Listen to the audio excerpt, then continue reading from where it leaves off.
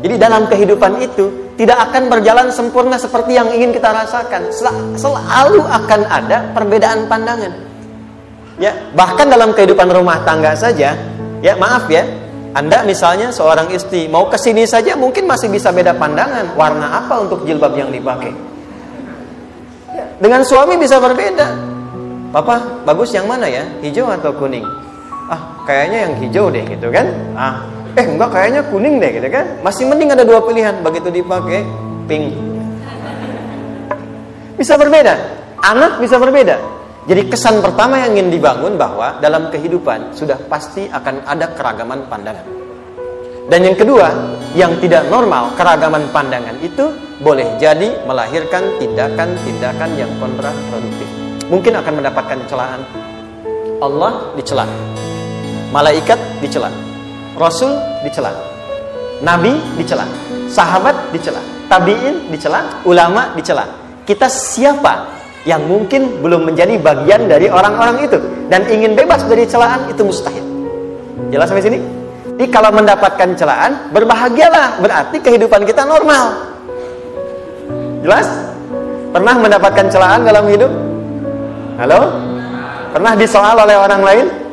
Pernah direndahkan oleh orang lain? Nah, Allah tuh memberi kesan kepada kita, jangankan engkau Rasul yang paling mulia saja pernah mendapati itu. Tapi bagaimana seni mendapatkan ketahanan sehingga dalam dicela pun tetap tenang, dalam disoal pun tetap hatinya nyaman. Karena ketenangan itu yang membawa pikiran tenang dan tindakan yang terukur. Dan kadang-kadang ketenangan itu lebih penting bahkan dibandingkan dengan harta yang berlimpah. Seringkali saya berikan perbandingan dari sejak dulu kita belajar kan. Coba pilih mana? Saya yakin masih konsisten. Pilih mana? Kaya tapi gelisah atau miskin tapi tenang? Tidak boleh ada pilihan ketiga, saya tahu itu. Kaya tapi gelisah atau miskin tapi tenang? Pilih mana? Ya, saya tahu lah. Kaya tapi tenang. Oke, di fase ini wahyu belum turun. Nabi sudah ngajar, turun wahyu, turun al-ala, turun beberapa surah. Tiba-tiba ada masa jeda, wahyu belum turun. Sepekan belum turun, sebulan belum turun. Disitulah muncul seakan ada amunisi bagi orang-orang yang tidak senang dengan Nabi, tidak senang dengan ajakan Nabi pada kebaikan. Ini poin yang kedua. Kalau Anda berbuat baik, pasti ada tantangan. Ingat ya, kalau Anda berbuat baik, apapun itu, pasti ada tantangan. Yang menguji konsistensi kebaikan itu apakah serius untuk dilakukan atau tidak. Maka mulai muncul tuduhan. Lihatlah, Muhammad udah ditinggalkan sama Tuhannya. Tuh Muhammad udah gila tuh, naik turun bukit, naik turun lagi, kayak orang bengong. Muhammad udah ada beban di pundaknya. Jangankan umatnya, Rasulnya saja yang mengklaim Rasul punya masalah katanya, ya kan? Dan ditinggalkan Tuhannya, kok masih mau ikut Muhammad? Maka dalam keadaan itulah kemudian ditunggu, naik turun, turunlah kemudian 2 surah sekaligus, surah 93, surah 94, yaitu surah Ad-Duha dan Al-Insyirah.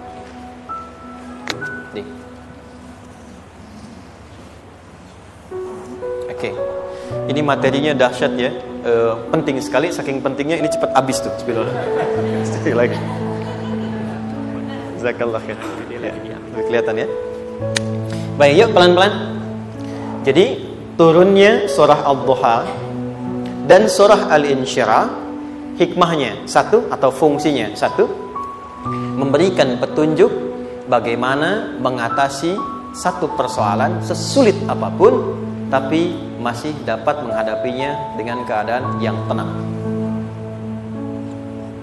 Satu surah ini atau 2 surah ini diturunkan untuk membimbing setiap hamba menuju kepada ketenangan hati. 2, membangun kekuatan mental sehingga dalam situasi apapun dia tetap kuat mengatasi berbagai persoalan kehidupan. Nanti terapannya banyak, di bisnis ada. Nanti saya turunkan contohnya. Kadang-kadang ikut tender, sudah bagus, sudah menang, tapi proyeknya diambil orang. Ada yang begitu? Nanti ada ayatnya, ada. Nanti kita turunkan. Udah siap-siap, kan pengen melamar, ternyata keduluan orang, gitu kan? Udah siap-siap, pengen dapat ini, mau lulus, ternyata nilainya nggak seperti yang diharapkan. Muncul, ada, selalu ada demikian. Nanti kompleksitasnya banyak. Tapi dua surah ini kalau kita bisa kuasai artinya dengan baik, pahami dengan benar, maka akan ada sesuatu yang beda yang terasa dalam jiwa kita dan kesiapan mengatasi setiap persoalan dalam kehidupan. Yuk kita baca dulu ya, supaya dapat keberkahannya dari dua surah ini. Saya bacakan, Anda ikuti ya. A'udzu billahi minasy syaithanir rajim.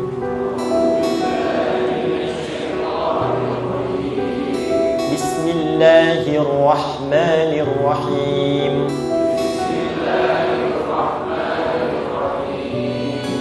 Wadduha wal-laili idza saja ma wadda'aka rabbuka wa ma qala.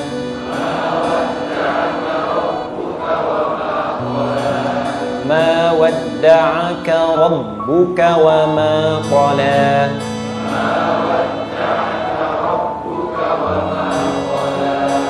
Walal akhiratu khairul laka minal ula.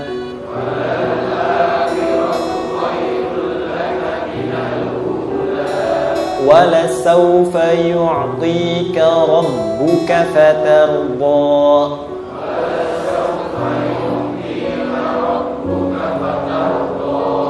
Alam yajidka yatiman fa'awa.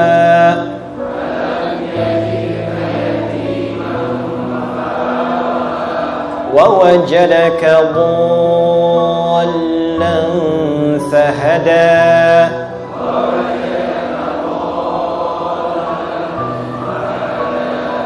Wa wajadaka 'ailan fa'aghna.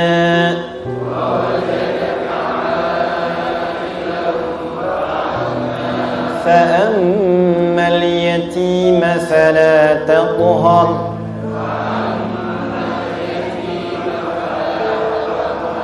وأما السائل فلا تنهر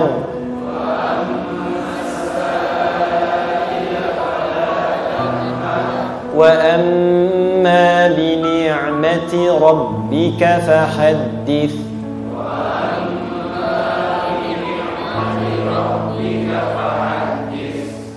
Surah 2, alhamdulillah. Izin saya bacakan tadi untuk diikuti, supaya setidaknya kalau kita pulang dan ditanya bagaimana hidupku engkau jalani, seperti apa engkau berinteraksi dengan Quran yang telah aku turunkan, maka kita pernah menjawab, ya Allah, kami pernah bacakan. Jangan pernah kita berkehidupan sampai wafat dan tidak pernah berinteraksi dengan Quran walaupun sekedar membacanya. Wadduha, aku bersumpah. Setiap huruf waw yang berada di awal kalimat di satu surah itu makna utamanya berarti sumpah. Ya, qasam, sumpah. Seringkali diartikan demi, ya. Wal asri, demi masa. Wal fajri, demi waktu fajar. Wal laili, demi malam. Intinya sumpah. Sebentar, pelan-pelan. Kalau Allah menyampaikan sesuatu kepada kita, yakin tidak? Saya ulang, yakin tidak? Serius? Kalau yakin, kenapa tidak dilakukan? Itu pertanyaan besar ya. Baik, kalau Allah menyampaikan, tidak bersumpah pun harusnya kita yakin. Tapi kalau Allah bersumpah dalam kaidah ilmu tafsir, berarti ada sesuatu yang sangat penting, yang saking pentingnya akan sangat dibutuhkan oleh setiap hamba, sehingga diminta setiap hamba itu fokus menyimak apa yang mau disampaikan. Bahkan saking pentingnya menyimak itu, Allah bersumpah. Jelas?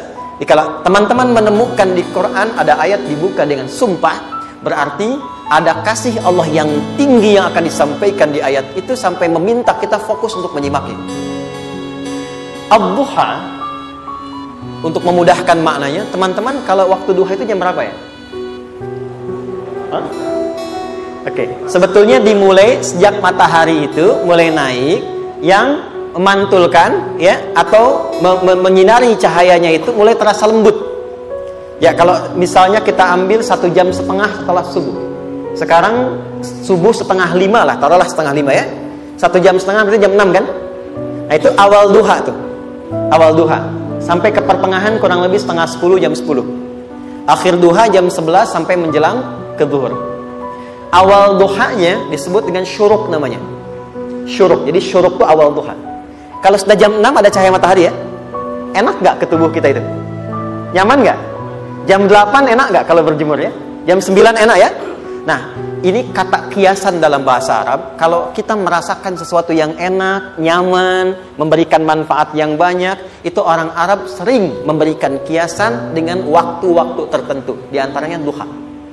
Jadi kalau kita menemukan kalimat duha, jangan langsung diartikan ke waktu duhanya.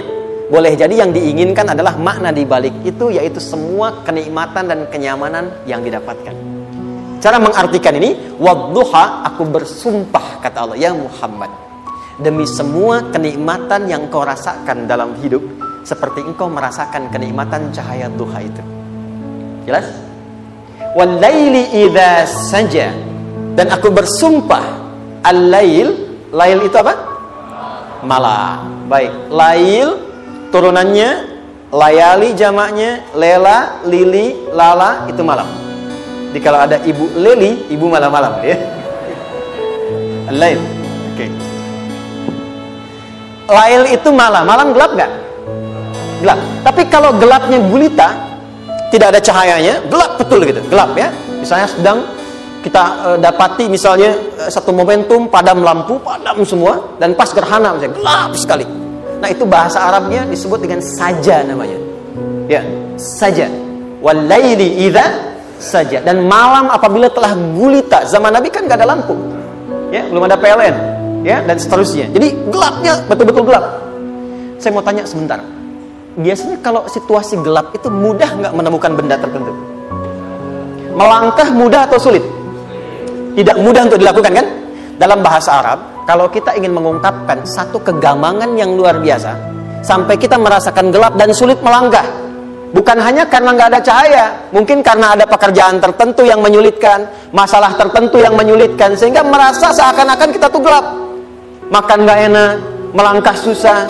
Pernah nggak merasakan situasi yang saking beratnya satu beban itu seakan-akan makan nggak mau, melangkahnya berat, ada vertigo, kadang-kadang pusing. Pernah merasakan itu? Itu bahasa Arabnya wal-laili idza saja. Perhatikan kalimatnya, ya Muhammad sallallahu alaihi wasallam, aku bersumpah demi semua kebahagiaan dan kenikmatan yang engkau pernah raih, seperti merasakan kenikmatan cahaya Tuhan. Dan mungkin persoalan hidup yang pelik yang membuat engkau merasakan kesulitan, seakan-akan merasa di suasana gelap yang gulita. Ma wadda'aka rabbuka wa ma qala. Tanamkan dalam jiwamu yang paling dalam, aku tidak akan pernah meninggalkanmu. Ada suami pulang dari pekerjaan, mendapati istri sedang termenung dan mengalir air matanya. Tiba-tiba suaminya datang mengatakan, hangat sekali pada istrinya, di sampingnya membelainya dan mengatakan, "Ma, demi semua suka yang pernah kita lalui bersama, dan demi duka yang mengalirkan air matamu saat ini pun, tanamkan dalam hatimu yang paling dalam, Papa akan selalu bersama Mama dalam setiap situasi itu." Kira-kira para ibu merasakan itu bagaimana perasaannya? Masa sih? Tapi itu menarik loh.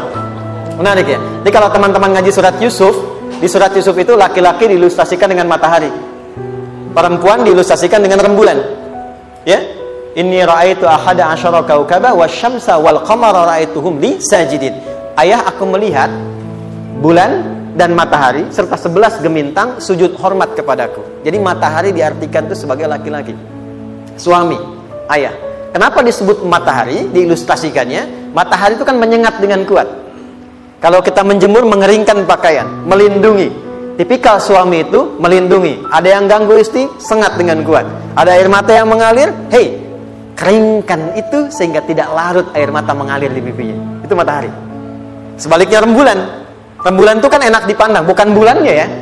Bukan bulannya. Kalau bulannya kan desainnya nggak sempurna, baik terlihat. Tapi cahaya rembulannya. tampil dengan indah, tampil dengan baik, enak dipandang, menenangkan, dan tidak tertukar. Jangan sampai ada istri jadi matahari, suami jadi rembulan. Jelas ya? Dengan kekuatan bulan aku menghukummu, ya kan? Itu salah.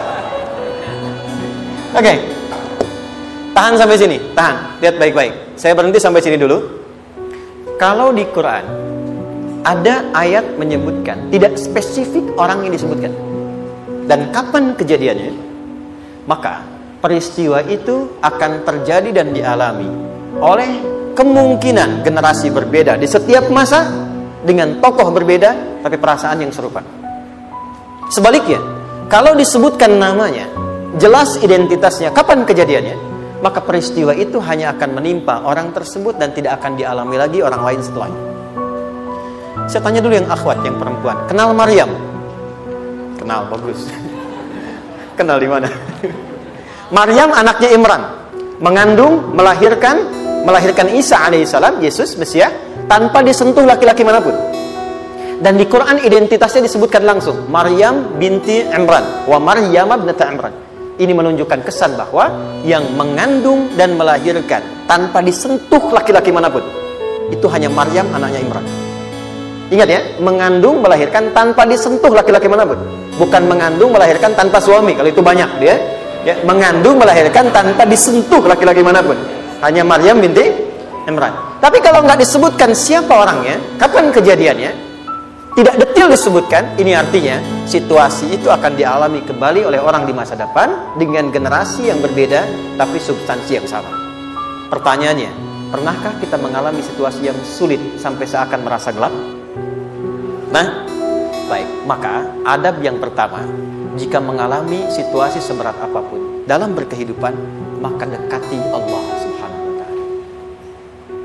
Ini awalnya, dekati Allah. Apalagi kalau ada yang mengatakan ini nggak mungkin, ini nggak akan terjadi, ini nggak bisa. Kalau sudah ada tanda seperti itu tanda langsung dari Allah supaya Anda diminta langsung mendekat kepada Allah dan tinggalkan semua makhluk. Karena Allah hanya akan mengabulkan langsung kepada Anda tanpa perantara siapapun. Itu yang terjadi pada Nabi Zakaria. Ini nggak mungkin, ini mustahil. Maka beliau langsung memohon kepada Allah dan langsung menyebutkan, ya Allah, saya minta darimu saja, tidak dari yang lain. Maka dikabulkan seketika. Jadi yang pertama, jika punya kesulitan sebesar apapun, seberat apapun, cepat dekati Allah. Maka di situ akan dijawab langsung oleh Allah, ma wadda'aka rabbuka wa ma qala. Hambaku, sepanjang engkau mendekat kepadaku, maka yakinkan dalam dirimu, situasi apapun yang kau rasakan, aku tidak akan pernah meninggalkanmu. Sudah? Satu? Paham sampai sini? Oke. Pelan-pelan ya. Saya belum bicara caranya.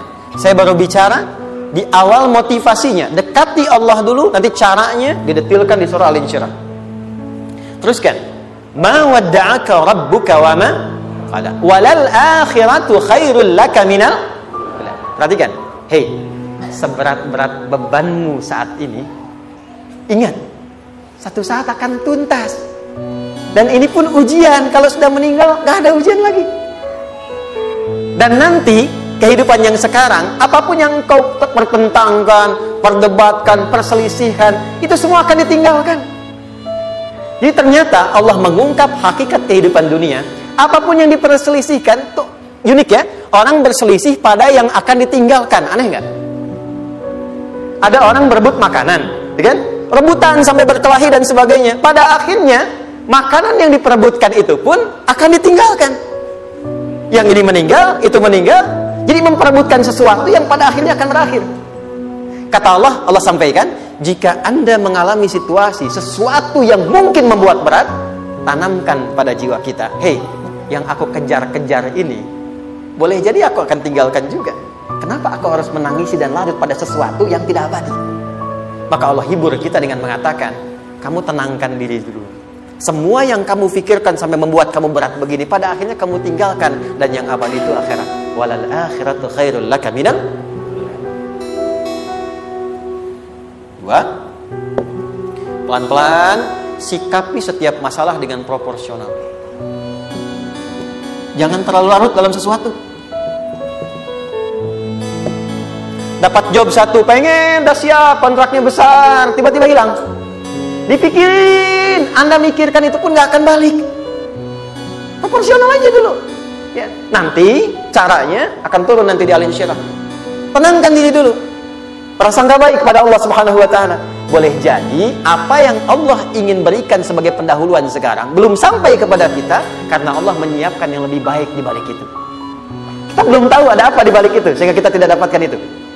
Sehingga kemudian Allah katakan walal akhiratu khairul laka minal ula. Teruskan wala saufa yu'tika rabbuka. Pelan-pelan. Orang yang punya sikap seperti ini itu cenderung lebih dekat mendapatkan ridha Allah dibandingkan dengan orang-orang yang larut dalam kesulitan.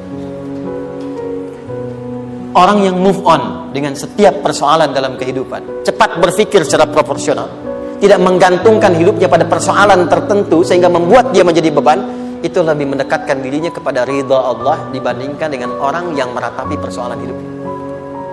Ya. Pelan-pelan. Jadi spiritnya, kalau punya masalah apapun, jangan dilarutin terus. Gak usah diratapi, cepat move on. Berpikir lagi, rencanakan lagi. Nanti, detailnya ada di Al Insyirah. Tapi poin besarnya, janji Allah mengatakan, kalau Anda bisa move on, proporsional, maka yang dijanjikan oleh Allah, di situ Allah percepat datangnya ridha Allah Subhanahu wa ta'ala. Kalau ridha Allah sudah datang, maka akan dua yang diberikan. Pertama kali, ketenangan di dalam jiwa, dan yang kedua, kemampuan untuk berikhtiar lebih baik mencapai apa yang diinginkan. Satu, kalau ridha Allah sudah diberikan pada seorang hamba, yang pertama diberikan ketenangan dalam jiwa. Bukan dunianya dulu. Bukan apa yang Anda ingin harapkan dulu. Pengen sesuatu, ya, pengen materi, pengen kedudukan, pengen lulus anaknya ujian, ya kan? Tiba-tiba terjadi sesuatu, diratapin. Alih-alih meratap, alih-alih membuat status, alih-alih menyulitkan diri, kata Allah, terima dulu proporsional. Setelah itu dekatkan diri kepada Allah, turun ridha Allah. Begitu turun, yang pertama diberikan ketenangan kepada hati. Tenang dulu. Kalau sudah tenang, nanti dibimbing menyelesaikan apa yang sedang dihadapi itu. Itu poin yang ketiga. Pelan-pelan. 4. Kita masuk ke detail sekarang. Perhatikan baik-baik. Ini yang paling menarik. Alam yajidka yatiman fa'awa. Muhammad SAW, bukankah dulu engkau yatim? Punya banyak masalah? Aku selesaikan juga. Ayahmu meninggal sebelum lahir, ada ibu. Ibu meninggal, ada kakek. Kakek meninggal, ada paman. Ya kan? Ada teman yang menemani Sayyidah Khadijah. Teman yang setia. Semua kebutuhan tersedia. Artinya apa? Perhatikan baik-baik. Kalau Anda punya masalah sekarang, jangan sampai melupakan yang dulu-dulu pun pernah tuntas Allah selesaikan. Jadi kalau sekarang sedang punya persoalan, jangan sampai satu masalah ini membuat Anda kehilangan harapan dan kehidupan. Sementara Anda sadar, dulu pun banyak masalah kok selesai juga.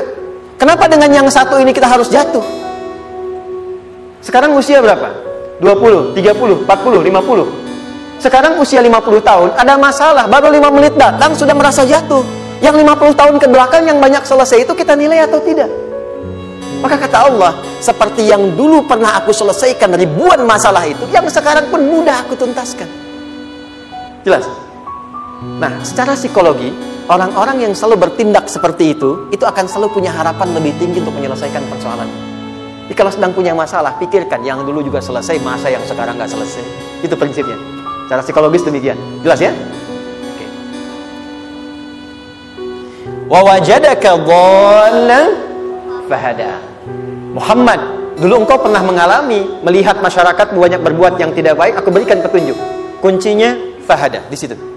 Orang yang punya motivasi kuat dan keyakinan untuk bisa menyelesaikan persoalannya, maka dia akan lebih cepat mendapatkan petunjuk Allah untuk mendapatkan solusi terbaik. Hada, sini. Saya agak cepat ya, mohon izin. Wa wajadaka 'ailan fa'aghna. Bahkan, maaf, bukan sekedar selesai, kalau perlu saya bikin kaya, kata Allah. Aghna itu kalau ilmu, ilmunya luas. Kalau harta, hartanya banyak. Kalau kedudukan, kedudukannya tinggi. Hei, engkau yang sedang mengejar kedudukan, aku tahan sebentar karena ada yang gak bagus untukmu di sini. Tapi kalau kamu terima, aku angkat itu lebih daripada apa yang kamu harapkan. Kamu pengennya bintang 2, aku naikkan sampai bintang 4. Kalau perlu 5 sekalian. kamu yang ingin kampus di sini, aku tahan, bahasa kamu nggak lulus, kamu nangis, kamu mengadu, kamu datang pada orang tuamu. Orang tua mulai protes, mulai curhat, macam-macam. Terima dulu. Mungkin di sini ada yang tidak baik, seperti doa ibumu yang sering memohon, ya Allah, jangan sampai anakku berbuat yang salah, jangan sampai terjebak narkoba, jangan sampai terbawa tawuran. Di sini ada yang kurang tepat untukmu. Kalau kamu riba, kamu terima, kamu proporsional, bahkan aku pindahkan ke kampus yang lebih baik yang tidak kamu bayangkan sebelumnya. Di orang-orang yang selalu menerima apa yang Allah ujikan dan riba dengan itu, maka Allah akan angkat derajatnya bahkan melebihi ekspektasi dirinya. Paham? Kalau sudah seperti itu, maka lihat ujung ayatnya. Lihat ujung ayatnya. Fa'ammal yatima fala taqhar. Maka jangan pelit berbagi kepada orang lain. Share. Kalau sudah sukses, share. Berbagi, bukan hanya materi, bagi ilmunya, ya, bagi kebahagiaannya. Wa ammas sa'ila fala tanhar. Jangan sampai nunggu orang minta. Kalau lihat ada kawan yang butuh, sekarang Anda sukses. Tapi boleh jadi kesuksesan Anda itu tangganya dari teman-teman Anda. Kalau sudah terakhir ke atas, lihat lagi anak tangganya ke bawah. Ajak teman, jangan ditunggu minta. Ajak, bawa dia, berikan peluang. Jangan sampai dia minta, apalagi Anda bentak-bentak. Aku kan yang dulu bantu kamu. Jangan sampai keluar kata-kata itu. Kamu bisa naik di atas karena aku kan yang dulu bantu kamu. Kamu bisa jadi pemeran utama karena aku yang rekomendasikan. Karena aku yang dorong kamu, misal. Jangan sampai keluar kata-kata itu. Apalagi langsung keluar, tidak. Ini karena ilmuku saja misalnya. Kalau itu bisa dilakukan dengan baik, lihat ujungnya. Wa amma bi ni'mati rabbika fahaddits. Maka semua nikmat yang dirasakan akan mudah untuk diimplementasikan dan disyukuri. Jadi semua nikmat itu bukan cuma dirasakan. Jadi membagi semua nikmat itu adalah rasa terbaik untuk menikmatinya. Maaf ya, Anda kalau punya makanan, dimakan sendiri. Dengan dibagi sama-sama, kira-kira rasa nyamannya yang pertama atau yang kedua? Kedua. Makan sendiri, enaknya sendirian. Tapi ketika ada teman berbagi dan tahu, oh enak ya, nyaman ya, ada kebahagiaan, ada ngobrol, ada tertawa, ada kebersamaan, itulah inti nikmat yang sesungguhnya. Wa amma bi ni'mati rabbika. Ternyata masalah yang diberikan bukan ingin memberikan beban, tapi ujungnya, endingnya, supaya Anda bisa mendapatkan nikmat berkualitas yang bisa dibagi. Lihat surat Ad-Duha itu jangan cuma lihat awalnya, lihat ujungnya. Ternyata ketika seseorang mendapat masalah, seberat apapun, itu bukan ingin membebani, tapi ingin meningkatkan kualitas hidupnya, supaya mendapatkan nikmat yang lebih besar, dan merasakan nikmatnya itu dengan berbagi. Itu poin. Jadi kalau sampai sini kita paham, dan kita beri nama misalnya dengan fikih ujian. Jadi kalau desain ujian ini sistematikanya kita pahami, maka tidak ada alasan untuk mengeluhkan persoalan. Jadi melihat masalah itu bukan sebagai beban, pada akhirnya melihatnya sebagai tanda untuk mencapai kebahagiaan. Jelas sampai sini? Baik, kalau sudah seperti ini, ingin punya masalah atau tidak ingin punya masalah? Tidak. Ingat ya, jadi kalau anak pulang bawa masalah, dilihatnya jangan beban. Oh, Allah ingin menaikkan kualitas pada anak saya, yang dengan itu menjadikan ia mendapatkan nikmat yang belum pernah didapati. Kalau rumah tangga sedang ada masalah, jangan banyak diperseterukan, tapi direnungkan sejenak. Oh, Allah ingin meningkatkan kualitas rumah tangga ini, sehingga kita bisa mendapatkan nikmat yang tidak pernah didapati sebelumnya. Makanya nikmat berumah tangga itu yang terbesar selalu bertambah ketika menyelesaikan masalah. Silakan cek. Kalau sedang ada masalah berseteru kan? Tapi setelah selesai kan jadi lebih nikmat ya? Ya? Lebih senang lagi, lebih cair lagi, lebih bahagia lagi, lebih mendukung lagi. Ternyata ada nilai-nilai kebaikan yang tersimpan yang belum disadari sepenuhnya. Pertanyaannya, kadang-kadang mudah diucapkan tapi tidak mudah mempraktikkan. Bagaimana itu semua bisa ditempuh dengan baik sehingga ketika mengalaminya kita bisa tenang menghadapinya. Maka turunlah surah Al-Insyirah. Secepat.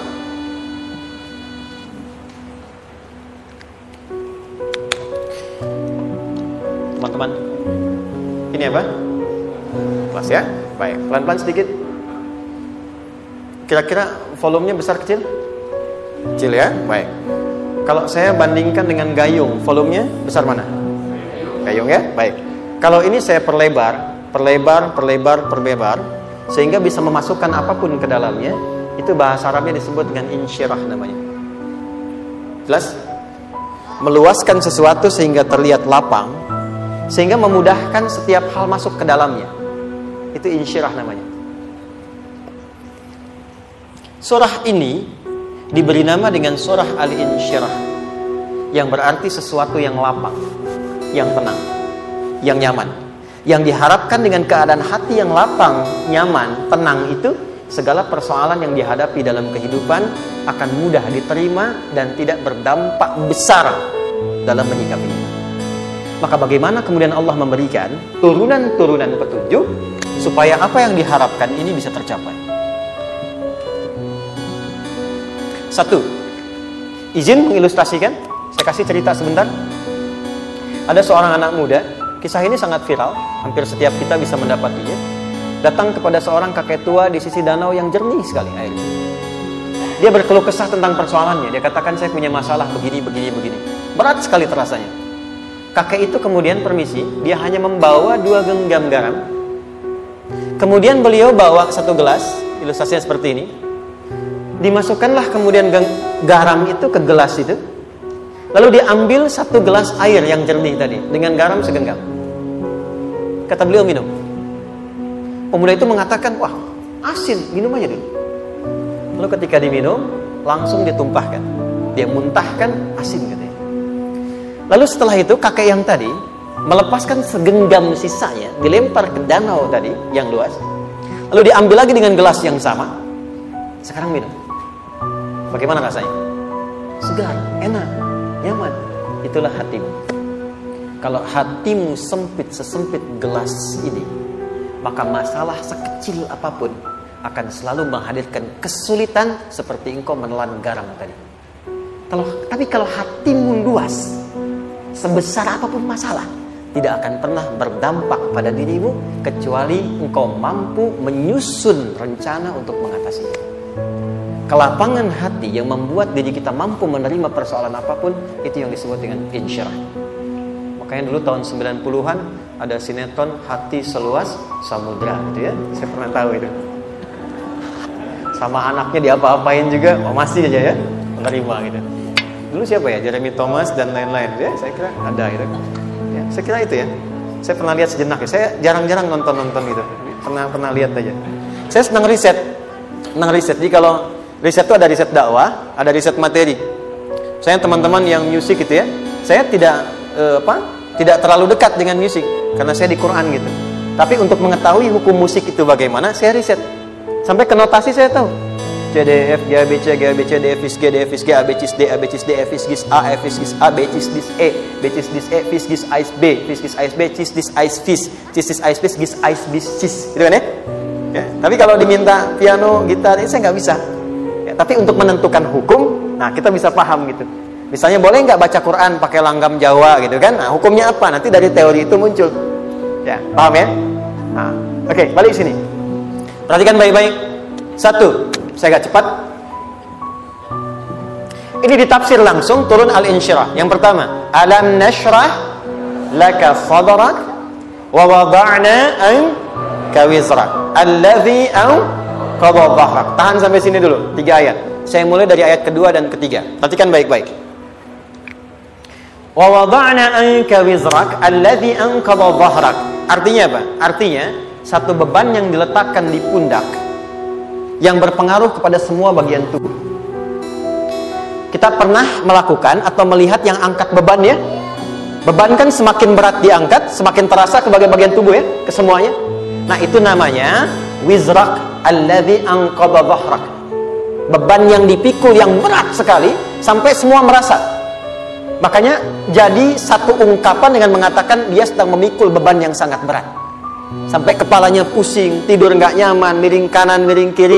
Itu namanya ya alladzi anqadha dhahrak. 1. Saya percepat, akan ada satu masa dalam hidup setiap hamba merasakan satu persoalan yang seakan-akan beban berat yang dipikul sampai merasa kesulitan dari ujung kepala sampai ujung kaki. Siapapun itu. Jujur ya, setiap kita tanyakan pada diri sendiri. Setiap kita yang ada di sini, saya yakin pasti pernah atau bahkan akan mengalami satu peristiwa yang merasakan beban berat sampai seakan-akan ujung kepala sampai ujung kaki merasakan sakitnya. ada yang sudah mengalami, atau bahkan nanti akan ada yang melalui. Perhatikan baik-baik. Teruskan ayatnya. Wa rafa'na laka. Perhatikan. Kalau ada yang sedang merasakan itu, yakinlah, kata Allah, pada saat itu sesungguhnya Allah sedang mengangkat derajatnya dan meningkatkan kualitas hidupnya untuk mencapai sesuatu yang istimewa yang belum pernah diraihnya. Dari sini kita buat persamaan. Ujian, perhatikan, berbanding lurus dengan harapan, banding lurus dengan solusi nanti pada akhirnya. Fokus. Lulus di sini, insya Allah setiap persoalan akan lebih mudah untuk diatasi. Ujian, seberat apapun yang sedang kita alami, tidak akan pernah diberikan kepada kita oleh Allah, kecuali ternyata hikmahnya untuk mengabulkan harapan-harapan besar yang sebetulnya kita mintakan. Jujur ya, setiap kita kan sering punya permohonan ya, sering berdoa ya. Ya Allah, minta ini, minta itu, minta ini, minta itu, gitu kan? Nah, cara Allah mengabulkan harapan kita itu, yang pertama, jalurnya lewat ujian. Karena semua kesuksesan itu, desain dasarnya adalah melewati ujian. Coba, anak-anak kita yang sedang sekolah itu, apa mungkin diwisuda dengan penuh kebahagiaan kalau nggak mengalami ujian? Lewat ujian dulu kan? Dia belajar dulu, ujian dulu, ngatasin soal dulu, lulus, baru wisuda. Apakah mungkin akan dapat IPK 4 yang diharapkan kalau tidak mengalami ujian? Belajar dulu, ya kan? Ada waktu, sempat dia bangun malam, siang, dan seterusnya, belajar, keringat, dan sebagainya, baru bahagia kan? Dan ternyata belajar itu untuk diwisuda. Sebab kalau kita tidak belajar, mustahil dapat wisuda. Kalau tidak lewat ujian, mustahil dapat ijazah. Karena ternyata harapan itu, hukum dasarnya dalam berkehidupan, bisa diraih dengan melewati ujian. Ini poinnya. Jadi mohon, kalau sedang mengalami sebuah peristiwa dan kita harus menghadapi itu, coba renungkan, sebetulnya pernah berdoa apa sampai kita mengalami itu, sehingga dengan jalan itulah sebetulnya Allah ingin mengabulkan harapan yang dulu pernah kita mintakan. Jelas? Oke, satu. Yuk turunkan rumus ya pelan-pelan. Quran surah kedua ayat 286. Ini kesini dulu, baru nanti kita balik lagi. 2 Al-Baqarah ayat 286. La yukallifullahu nafsan illa usaha. Tahan sampai sini. Lihat baik-baik. Hukum yang pertama. Hukum pertama. Allah tidak mungkin menguji seorang hamba di luar batas kemampuannya. Di kaidah yang pertama tadi, kalau kita sedang diuji, sebetulnya ada harapan dan doa yang pernah kita mohonkan dan Allah ingin mengabulkan itu, jalan pertama adalah ujian. Tapi adilnya Allah, tidak akan pernah kita diuji kecuali sesuai dengan kemampuan kita. Jadi kalau nggak mampu, nggak mungkin diberikan ujian. Ingat ya, kalau tidak mampu, tidak mungkin diberikan ujian. Artinya harapan yang kita mohonkan pun akan sesuai dengan kemampuan kita. Jadi kalau kita minta sesuatu nggak mungkin bisa menggunakannya, nggak akan dikasih. Nah, balik ke sini untuk memberikan ketenangan kepada hati kita. Kalau sedang menerima persoalan, setelah kita mengatakan, oh ini mungkin ada harapan yang ingin saya dapatkan, jalannya lewat sini. Untuk memberikan ketenangan kepada hati, begitu persoalannya tiba, langsung katakan pada diri kita, saya pasti bisa menjalaninya. Mustahil saya diuji kalau nggak mampu menjalaninya. Itu bahasa singkatnya. Ingat ya? Kalau ingin mudah menyelesaikan persoalan, kata Quran, setiap ada ujian, langsung katakan pada hati kita, insya Allah bisa. Gak mungkin saya diuji kalau saya gak sanggup. Jelas? Dan tanamkan itu pada hati yang paling dalam. Ini gak mudah.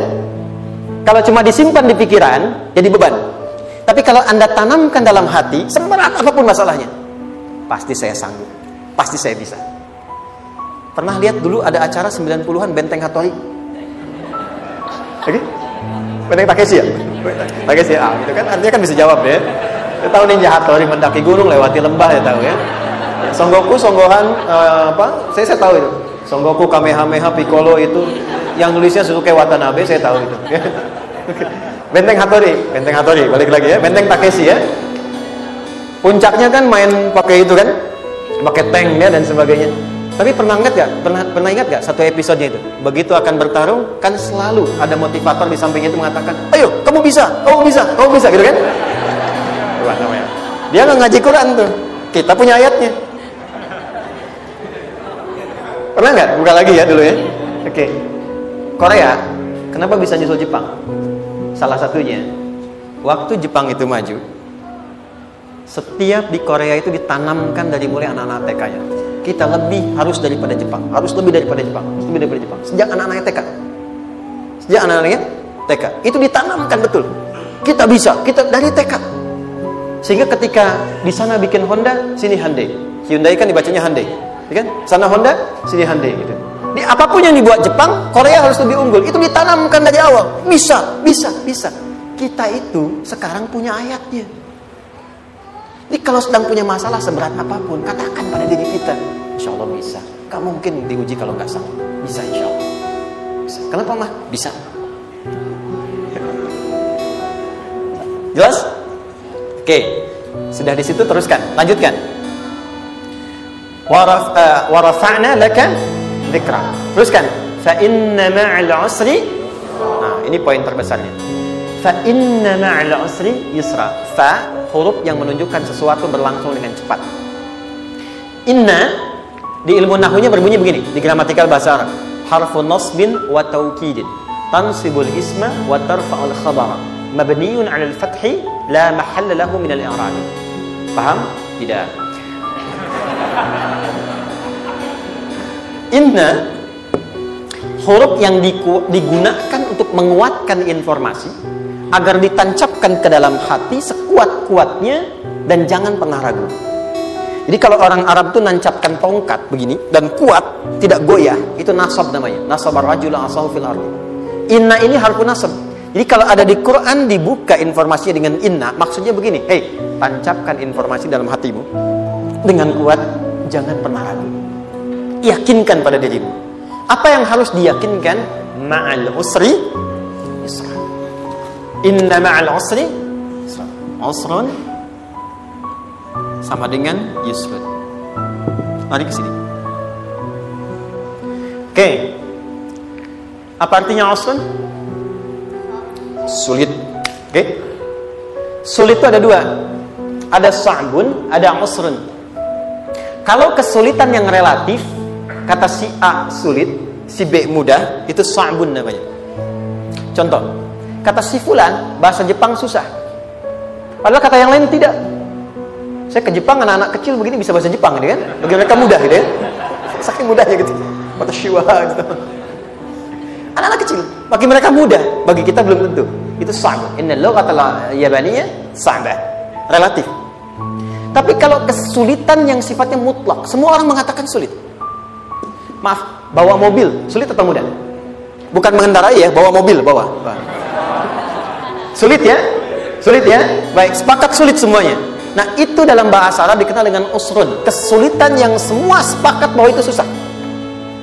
Sulit, semua sepakat. Dan ketika ada orang bicara, aku sedang punya masalah begini, semua mengatakan, wah itu nggak mudah, itu nggak mudah, itu usrun namanya. Lawannya, kemudahan yang relatif disebut sahlun. Tapi kemudahan yang semua sepakat bahwa itu mudah, itu yusrun namanya. Mengangkat spidol, semua mengatakan mudah, ringan, itu yusrun namanya. Perhatikan, Allah tidak memasangkan sa'bun dengan sahlun, tapi memasangkan usrun dengan yusrun. Orang-orang yang punya keyakinan kuat, setiap persoalan itu akan selesai. Dan dia mengatakan pada dirinya, aku bisa melewatinya. Maka, perhatikan kalimat kata Quran. Inna ma'al usri yusran. Sesulit apapun masalah yang sedang dia alami, maka Allah akan datangkan solusi semudah-mudahnya yang bisa dia nikmati. Dengan kata lain, kalau kita bawa ke bahasa psikologi, kalau sedang menghadapi persoalan seberat apapun, selain kita mengatakan, ini pasti bisa saya lalui, saya insya Allah sanggup mengatasinya, katakan pada diri kita, ini pasti selesai. Pasti ada solusinya, pasti mudah. Katakan, walaupun memang solusinya belum datang, tapi tenangkan pada diri kita dengan mengatakan, inna ma'al usri yusra. Bahasa psikologinya, katakan pada diri kita, ini pasti selesai. Gak mungkin gak selesai, pasti ada solusinya, pasti mudah. Itu lebih memberikan harapan pada diri kita untuk menuntaskan persoalan dibandingkan dengan meratapinya. Jelas? Teruskan. Fa inna ma'al usri. Kalau masih ragu kata Allah, katakan lagi sekali lagi, sampai hati kita merasa nyaman. Jadi kalau sedang punya persoalan seberat apapun, tanamkan pada diri kita, pasti selesai. Belum nampak, insya Allah pasti selesai. Gak mungkin diuji kalau gak ada solusi. Itu lebih memberikan harapan. Setelah itu, fa'idha faraghta, mitigasi masalahnya, mitigasi persoalannya. Tuliskan, ini masalahnya apa? Rumah tangga. Apa saja misalnya, dia ada suami, ada istri, ada anak-anak. Masalah ada di mana? Kadang-kadang benangnya jadi kusut karena satu-satu gak segera diselesaikan. Maka kata Al-Quran, fa'idha faraghta, satu-satu mitigasi dulu. Satu masalah di sini, lihat di suami, lihat di istri. Kalau pekerjaan, masalahnya apa? Sebelum bercabang kemana-mana, petakan. Apakah rekanannya? Apakah relasinya? Apakah kemampuannya? Apakah manajerialnya? Apakah marketingnya? Mitigasi, kotaki semua, selesaikan satu-satu. Setelah itu, apa yang dilakukan? Wa ila rabbika, tawakal sepenuhnya kepada Allah untuk menentukan hasilnya. Tawakal itu yang paling mahal.